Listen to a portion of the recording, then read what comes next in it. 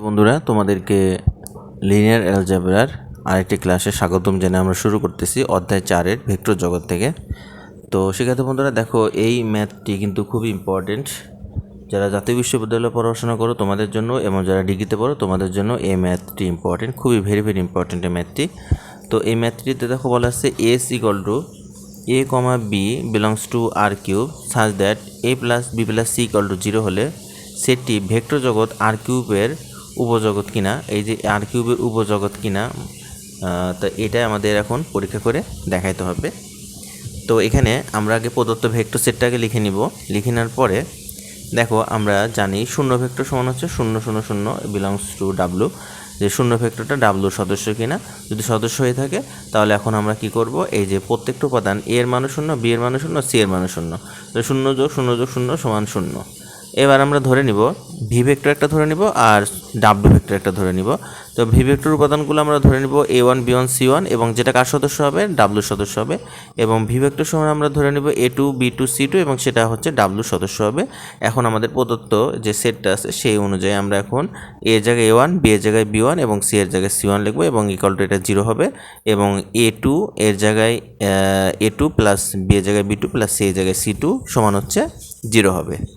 তো এখন যে কোনো স্কেলারের ক্ষেত্রে আমরা Q1, Q2 বা যে কোনো স্কেলারের রাশির ক্ষেত্রে আমরা মান ধরে নিব, এবং সেই হিসাবে আমরা সূত্রটা এখন অ্যাপ্লাই করে ম্যাথটা সলভ করব।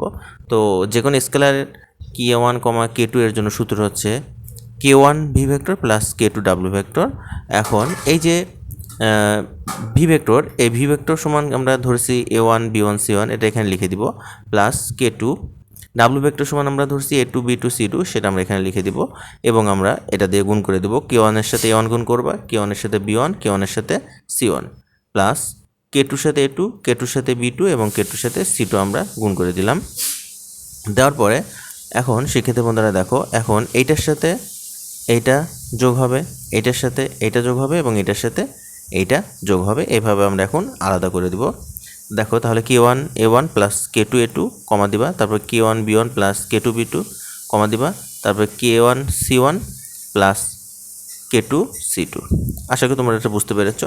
এখন দেখো, এখানেও কিন্তু তিনটা উপাদান হয়েছে, একটা দুইটা তিনটা, এবং এই তিনটার এখন যোগফল আমাদের শূন্য বানাতে হবে। যদি আমরা শূন্য বানাতে পারি তাহলে আমাদের যে ডাব্লু, যে মানে তোমার এই জগৎটা, মানে ডাব্লু যে সেটটা আমরা বিবেচনা করতেছি, যেখানে আমরা ধরে নিয়েছি প্রদত্ত ভেক্টর সেটের ডাব্লু, সেই ডাব্লুটা কার উপজগৎ হবে, তাহলে আর কিউবের উপজগৎ হবে। এটা এখন আমাদের দেখাইতে হবে, অর্থাৎ এটাকে এখন শূন্য বানাতে হবে।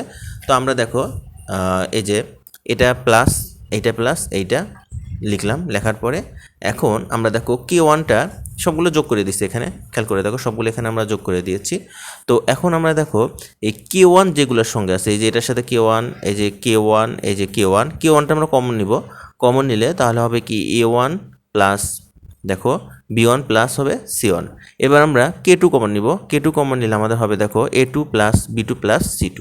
তাহলে A1 plus B1 plus C1 এর মান কত, 0। এখানে আমরা 0 বসাই দেব।